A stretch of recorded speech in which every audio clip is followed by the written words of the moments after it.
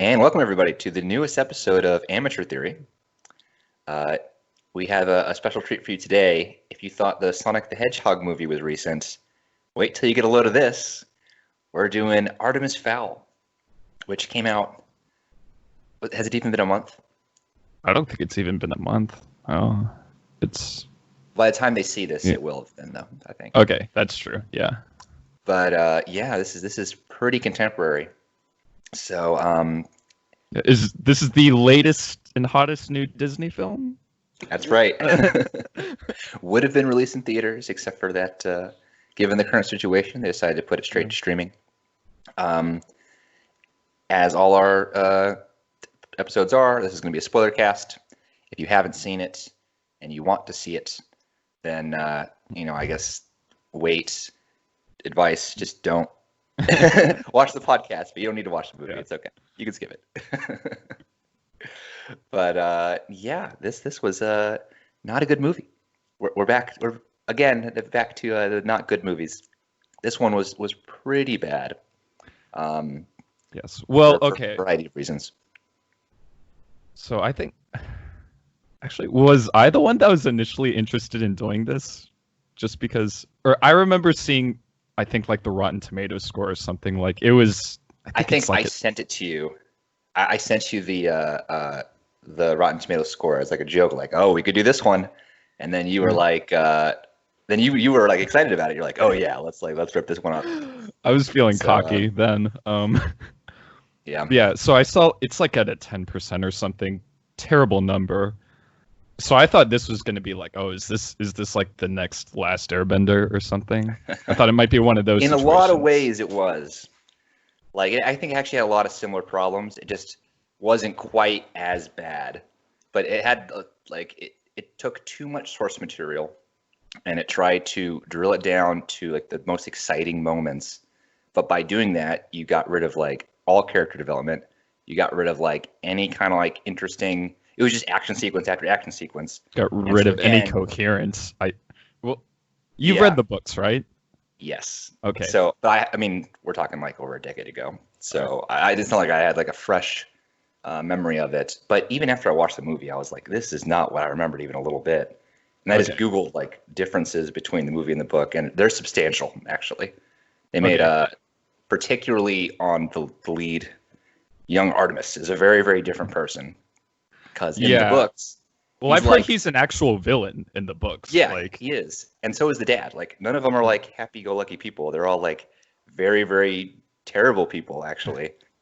And then they also, in the movie, they tried really hard to make Artemis cool. Like, he's like surfing and like doing like electronic skateboarding and like doing kickflips and whatever. That's not how it was. It was none of that. Like. He's just he was like known for like wearing suits and like just being a criminal mastermind is kind of his thing. So like it's just very, very different. Okay. Well, I had never read the books, and so I was wondering for you, because you had read them, if you knew what was going on in this movie, because I can not tell what the hell. I mean, like I think I followed the story. So I know like I could follow the major big beats, which is... Yeah, there's something called an oculus, which is important. Why, it's never really specified, but it is important. It's just a MacGuffin. Everybody wants it. Yeah. And somehow there's a villain who wants it, and... Yes, they kidnap Artemis's dad. They call Artemis and says, you have to give me the oculus if you want to see your dad again. And... then things happen. Yes, there's time skips, and there's like force fields, and then there's so to answer your question, like not really. I also not really know what was going on. And again, so interestingly, the plot of the movie is actually a combined plot of both the first and the second books. Like they kind of mashed them. So like the books are already pretty thick. Yeah, and so then they're taking even more elements from, and actually I was surprised to find that the author was involved, or like okayed the script beforehand. That is really surprising. They're probably, the skill set for writing a book and writing a screenplay are different. So it's possible they really are. Yeah, you don't, I could see maybe not knowing what you're doing very much when it comes to the switching between the two. Fantastic piece. No. So that's I think the things I really didn't like were so the things I do remember from the book, right? And I was a big fan. I actually went to like a book signing. I met the author. That's right, you met the author, yeah. Yeah, like I was very much into these books as a child, and the part that I remember about them is not the plots, because like the plots about, he needs to pull off this heist and this, and like it's all very like, yeah, whatever, just something to move the story along. But the interesting part was the characters always. Like they're a colorful cast of characters. You have Artemis, who's like the boy genius. You have Dom, who's like this like really badass bodyguard, which that's the butler. Yeah, that's the butler. And then you have his niece, or I think they make it his sister in this one. I forget which one's which. It is, but she shows up for like total of 3 minutes screen time in this movie. So she's actually supposed to be an important character, but like she's, again, there's not enough time. Then Holly is supposed to be an interesting character, and Holly is said in the movie is 84 years old. That is young for fairies. Yes. But even young for fairy would mean that she's like, she acts like a 20 to 30-year-old in the books. So the fact that they use a child actor for her, I found really disappointing, because child actors are rarely good. Yeah, like occasionally you'll have like a stand-up performance by one, but like more or less, like it's not what's happening. So the fact that you already had one child actor, like, okay, we need to like prop him up with some people surrounding him, but then they give another child actor, and so then their relationship is supposed to be like, what is the thrust of the movie? They develop a friendship, which is how the book goes, but in the movie, you don't know why they're friends. That's never clear. Like, they just have to be because the script has to have them be. It was so bizarre. Like, so he drugs her, puts her in a cage, right? And then, like, after they've known each other for maybe on screen for 5 minutes, 5 to 10 minutes maybe, and then he goes up to her and is like, "Your father died. My father's missing. I think I trust you." And he takes off his sunglasses and they stare into each other's eyes, and they're like, "All right, we're best buds now." And that was it. That was like the entire like development of any kind of relationship. And so the whole time you're just like, yeah, that's all it takes. Like, like you have very, very low standards here. And then I don't know. It was just, and then like all the action scenes are supposed to be happening from the Butler family. Like, Dom is supposed to be like this like super cool, like badass guy. And so is his sister / niece. They switch it from the book to the movie. That's one of the changes. But in this, there's one fight scene with them in it. And he does do some cool stuff, but it's over in a flash.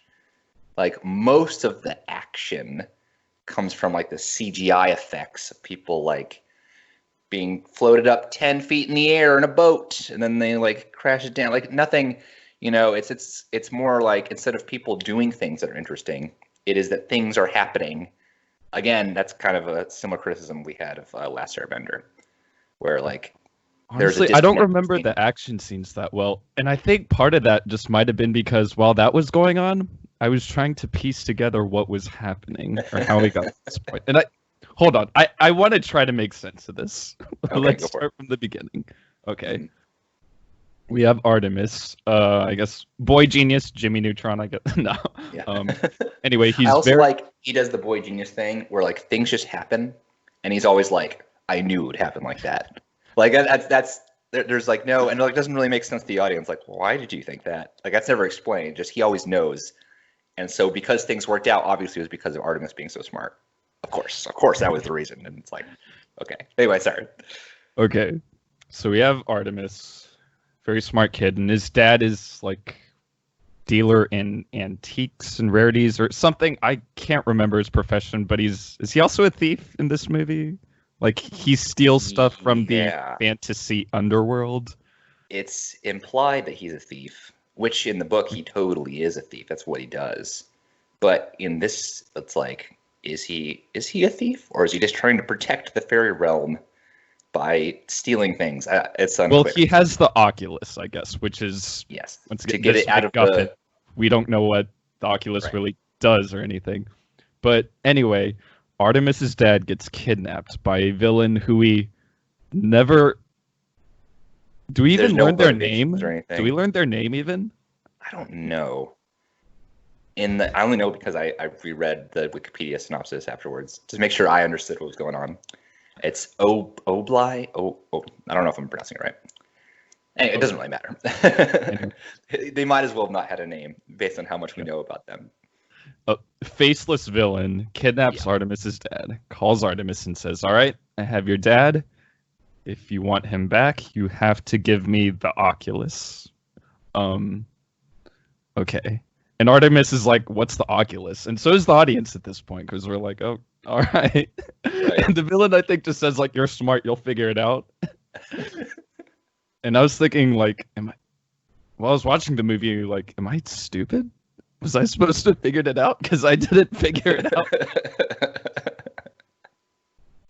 Anyway, so then we learned that there's, like, I guess underground, there's the entire, like, fantasy world of, like, fairies, dwarves, goblins, yada, yada, yada.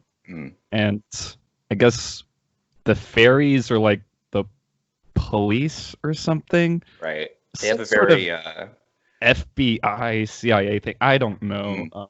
Well, they're leprechauns. Are they leprechauns? I forget the entire acronym. But like instead of like CIA, it's like LEP or something like that. Oh, okay. But yeah, they're fairies. They're fairies. Anyway, so one fairy, Holly, she gets sent out into our world, the human world, to, I guess there's a troll out or something that she has to stop. Yes, I didn't realize that was what was happening until she got to the troll. The whole time I was wondering why they sent her out. Maybe I just wasn't paying attention. I don't know. So she goes to like some like somewhere in Europe. There's like some wedding / party, and a troll's about to crash it. No pun intended. And so she fights the troll, and I guess they don't explain like the rules of magic or like what the relationship, I guess, is between the human and the fantasy world and how like the magic they're supposed to work. Because at one point she saves a girl, and the leader of the fairies who's still underground, like Judi Dench, she's like, don't use magic. But Holly, she's like, but she's hurt, like, so she uses magic to save her. And in the background, like 5 other people are getting smacked around by this troll. What's crazy is that every single time the fairies are involved in, because the whole premise is that they're like keeping the fairy world a secret. People can't know. Yet what you have is situations where this troll just like is just destroying the town, and like people are hurt. And then they're implied that their mind is wiped, kind of like a Men in Black kind of deal. But like, even if your mind was wiped of the immediate situation, the fact you went from a normal wedding to everything's destroyed now, like, does that not raise eyebrows? Like after like it happened, everyone was just like, "Huh, this wedding sucks." Like they didn't like maybe the mind wipe makes you like kind of dumb too. Yeah, I guess why this is like working. But if you do the mind wipe thing, then why can't you use magic if they won't remember you using magic because of the mind wipe? Am I thinking too hard about this movie? Am I putting too much thought into it? Because they like freeze everything. They have this like freeze ability, and I immediately went like, "Is that not magic?" That's I've never seen that shit before, man. Okay. It actually is a little unclear about what is technology and what is magic. They like kind of blend. Yeah. And but even so, it's not clear like why is one thing okay and one thing's not okay. Like I don't know. Okay. Well, whatever. They handle the troll. And then she's supposed to return back to base, but then she says like, "But I want to go see like my father or something." Yeah, she's trying to clear her father's name, which does get nicely wrapped up in the end that she's able to do that, even though her actions had nothing to do with that really. It just so happened to be that it was like a coincidence that doing what Artemis wanted to do also happened to solve. That was one of the many things that Artemis, just by being around, is making things happen the way he wants, even though he seemingly is not doing anything. Okay, I must have missed the fact that her father's name had been like slandered or lambasted or whatever, because she just like goes to the tree where she gets caught by Artemis, and it felt very contrived. Like so much of this movie. Yeah. That's what I'm saying, is that Artemis just has like these like weird plans, like let's go to this tree, and like it just so happens that worked. But apparently, if she had obeyed orders, it wouldn't have. He would have gone to the tree, would not seen of any fairies, and then the movie would be over. But it just so happened by a series of coincidences that it works out, and it's ascribed to Artemis's genius that things are working out the way they are. But again, it's like it doesn't really make sense, really. It's just things are happening, and then we're calling him a boy genius. Yeah, the script has to get to the next part, so we'll just right. Okay, so she gets captured, and Artemis has her like in his main or whatever, and then the entire like fairy organization, the army, shows up, like all of them, it seems, to rescue her. And I guess they use that freeze thing again, which I guess just freezes time in a little bubble. Yeah. But then they damage it. Or I think the butler does. Yeah. Well, anyway, shoots an arrow at it or something. The elves or fairies try to get into the house to rescue Holly. They can't, so they get this, I guess, dwarf who they have in prison, played by Josh Gad, but he's a big dwarf. Right. He's very sensitive about this. Yes. But the fact that he is big is the reason why they want him, because I guess he can dig more, and they need him to, I guess, dig into the house. And and he does this by making his mouth like really big. So this actually is from the book. Oh, okay. Well, it goes into big detail about this. Shits it out the other end, like really quickly. That is exactly what happens. And sure, why not? Anyway, I'm not sure how much, because I know this is very, very heavily based, or the books originally were based on like actual folklore. I don't know how much of that is from folklore and how much of that is just from the author's creative mind. I couldn't tell you. Actually, I could actually kind of believe that being from folklore. Yeah, that's the kind of weird thing that like would be. Like it wouldn't surprise me if it was, but who's to say? So anyway, the dwarf who, I don't know, he looks like Hagrid. Hagrid digs into the mansion, and somehow Artemis knew this was going to happen, that a dwarf would dig in, and then the dwarf finds the Oculus in the house. Which again, Artemis didn't even know what it was, but luckily, because of his genius, he happenstanced it that it was already in his possession the whole time, which was great. But he needed the dwarf to use his master thief skills to unlock the safe in Artemis's house in order to get the Oculus, which was all part of Artemis's secret plan from the beginning, to find a fairy out in the wild, shoot it down, get it in a cage, bring the army through, and then stop the army. So they need to hire a dwarf to get it through the house so that they can find the Oculus that Artemis had the whole time. Does it make sense yet? So the dwarf finds the Oculus, and I guess at that point they all become friends for whatever reason. Artemis lets Holly out of the cage he's keeping her in, and it's found that one of the fairy police force guys was actually kind of a double agent. Oh yes, that guy the whole time. He was working for the nameless villain that kidnapped the dad. Yes, and he. Wait, what? I'm confused. I just confused myself. Yeah.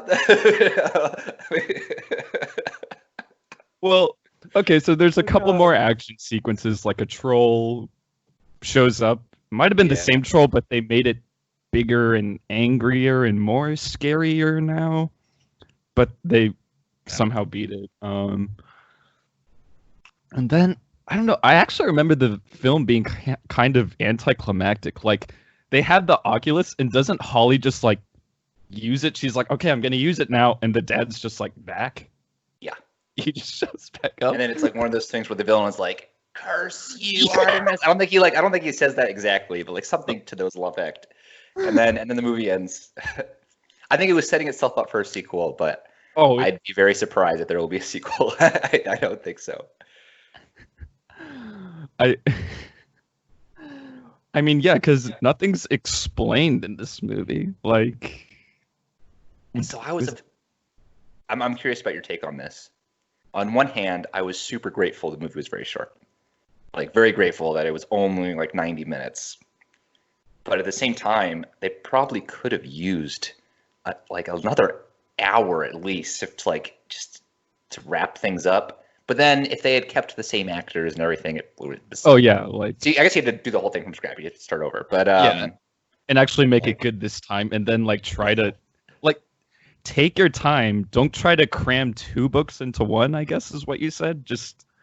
Yeah, it's because they. I mean, it's not like they have the first book and the second book. It's more like they took elements. From both. Okay.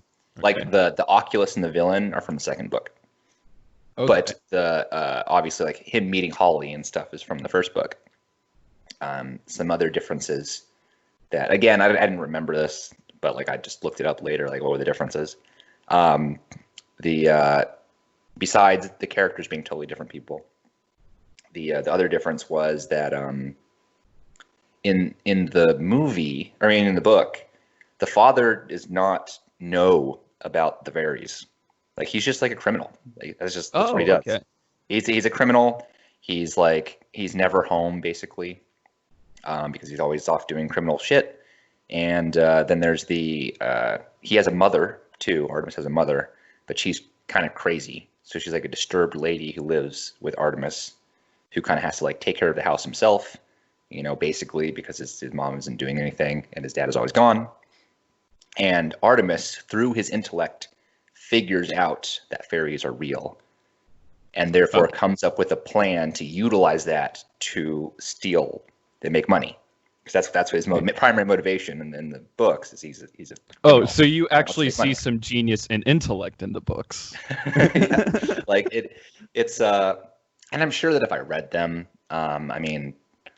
my experience generally of going back to things I liked as a kid that were meant for kids is they're rarely as good as I remember. But like you have to. But I mean, I think the Artemis Fowl series was like pretty like well regarded by like most people. Like even for like young adult books, like. Right. No, I'm sure it is. And like that's not to say anything is bad. It's just that in my experience, so like after the last Airbender movie thing we did, I went back to watch the show to like see like does this hold up, and it's not a bad show by any means, but it is a kid's show. And like maybe some other people are probably more inclined to like that kind of stuff than I am. But I've never, I find kids entertainment a little boring. And that's nothing to say about the quality of it. That's just me being an old curmudgeon. I don't know, lost the magic somewhere. But yeah, just for me, like kids' properties are just rarely as interesting. And so, but I don't know. I haven't. Right. I really have not read these books in super long time. Right. So maybe they are like incredible, and I just. If you were, if this movie came out when you had read the books when you were younger, do you think you would have liked this movie anymore? I think I would have hated it so much more. Okay. Like it helped the fact that like I'm so removed from it, and like I said, I was a big fan of these books, like a big fan, and these are not faithful adaptations. So like just for that reason. And the fact that like what it was replaced with wasn't like a quality film. It was like this kind of garbage cobbled together movie, and it wasn't faithful. Like if you're going to make a bad movie adaptation, at least make it faithful to appeal to somebody, right? Like someone will appreciate you just doing it by the numbers, do it for the book. Like there's someone out there who just wants to see it visualized, and this is just not that. You know, like I said, like the Artemis, the main character, is a totally different person in this one. He's like very emotional. He's boring. He's yeah, and then also I don't really remember him that well from this movie. Well, what we know about him is that he's a cool kid. Cool. He's you know, he's smart, but he is very like he really wants his father's approval, and he wants, you know, to like trust people and make friends, which he does. Like that's like I think that the early Artemis Fowl books, by having this boy genius character who like always wins, it's like at its core, I think it's a power fantasy for kids. Oh yeah, definitely. I mean, like, I think a lot of younger entertainment is kind of like that. It's about, you know. Yeah. So like that's like the appeal of it, is that you have this this 12-year-old whatever, that when you're, you know, I think I might have read the first one when I was like, might have even been like 9, but that you're like, oh yeah, like adults are always underestimating us kids, and us kids are actually really capable, and like if only they knew, right? That's kind of like the vibe of the books. In this, even though it's always post hoc explained, whatever happened is always because Artemis is smart, I didn't get that feeling. Like it didn't seem like Artemis was like totally in control. He just seemed like this kid that is kind of, I don't know, going along. And like a lot of bad things happen, like his father gets kidnapped, and because again, in the books, father's never kidnapped. Father doesn't even know who the fairies are, right? Like this is not, you know. Again, it's Artemis is doing things to other people. Artemis is not reacting to the actions of others like he is in this. Like he is very much, even as smart as he is, he's at the mercy kind of people who can like mess with him. So that it's in that regard, I think I actually, like I said, I would not have liked this movie even as a child. I'd be very surprised. Okay. Because yeah, this maybe just for the fact that like the CGI would have been cool back in the 90s. Like this would have looked a lot maybe, but even than it is CGI now. In this film actually doesn't look that great. It's not that great, but in comparison to 90s CGI, we're talking a very low bar. Okay, yeah. But yeah, it's yeah, I don't know, it is what it is. Yeah, it's. I guess actually it would be early 2000s, not 90s. Whatever. Yeah. Still. So this, and I mean, so like the acting is very, because this is the thing. For whatever reason, I want to keep comparing this to The Last Airbender. Well, I mean, they're both like adaptations of like younger kids, they're like both entertainment. They're both confusing and like not at all clear, and they're both have like too much going on. They also both sacrifice character development for sake of action, and don't do the action particularly well. Because like you can even get away with that a little bit. Like John Wick does not have like that much character development. It's just action, but the action is cool. Like so you want to watch it anyway. Like it doesn't matter. You don't need that. But for a movie like this, you needed it because the action was not holding the movie up. And that's not to say that like John Wick doesn't have any character development. I'm sure people mention that, but like it's not the focus of the movie. It's not why you're watching it. But for like I said, like the thing that appealed to me as a kid was the characters. The character writing is the strongest part of the series, I think. So when you sacrifice that for the sake of the action, which was always like secondary, you know, it's disappointing. Yeah. And the characters in this movie are so just one-dimensional and not but entertaining. And like the thing is, they have that Disney charm that Last Airbender lacked.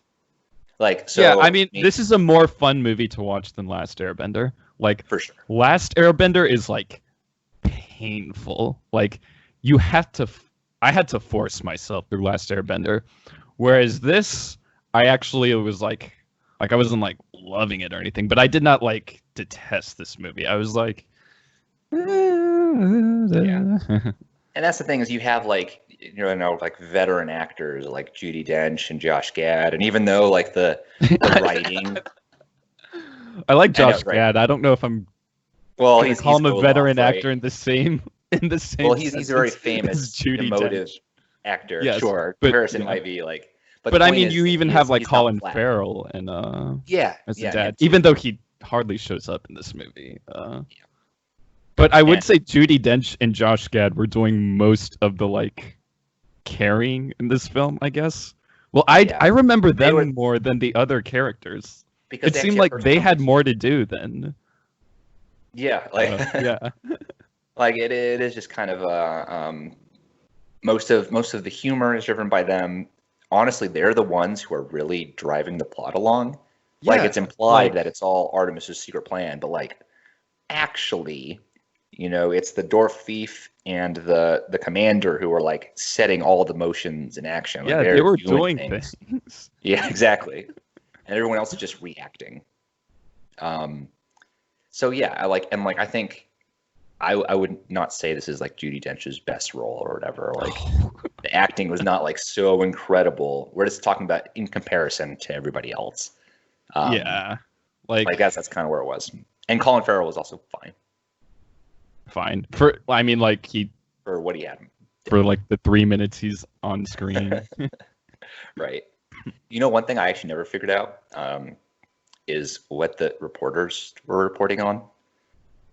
Like they were in the beginning and at the end. Like that's how the movie. Yeah, it's a framing device, and right. But like I never understood why, because like the fairies are secret and the time skip stuff. And actually, was the reporting happened before all that?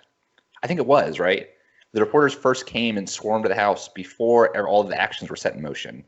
Just talking about the dad being missing. No, but I think the reporters, they showed Josh Gad's character, the dwarf. He's like captured by someone, and but not by the reporters though, right?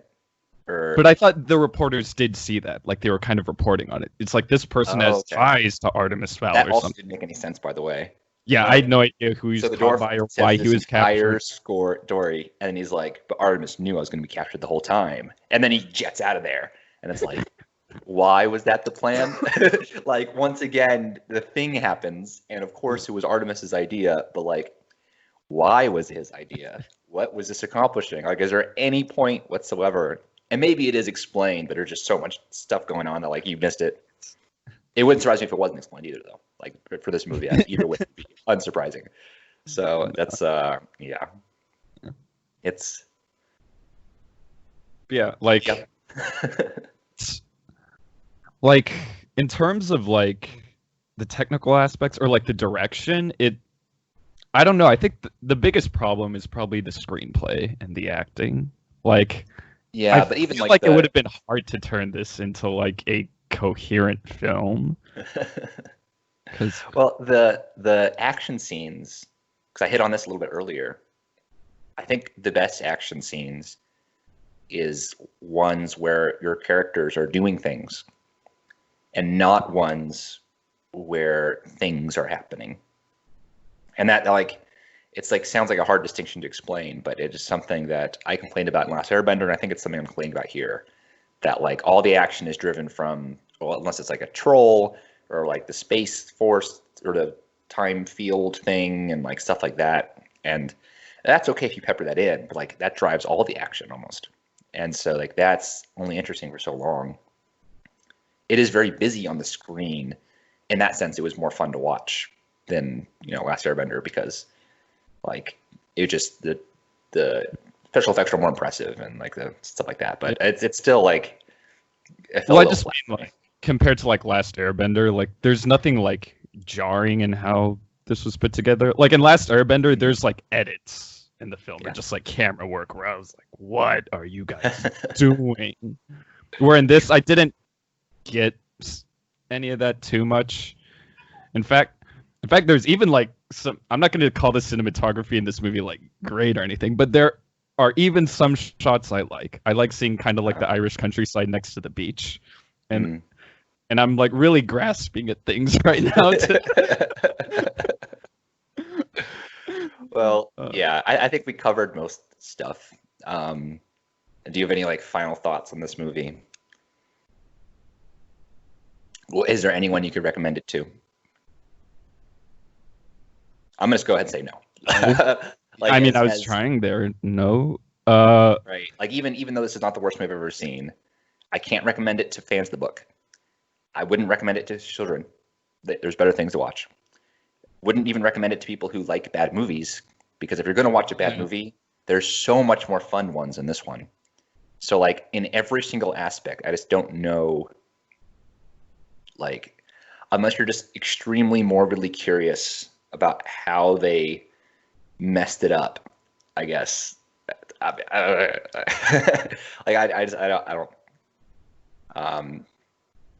kind of want to give this another score, but I know I shouldn't, because as soon as I start giving things scores, people are going to like compare them, and this is all super arbitrary. I'm coming up the last second. I'm not thinking about this. Yeah, I mean, but no, I'd agree. I can't think of anyone to recommend this to.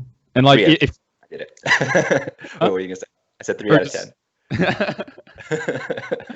I mean, like, if you're looking for like a new like family film or something, like a new Disney film, watch Onward instead. Like that's fairly recent, right?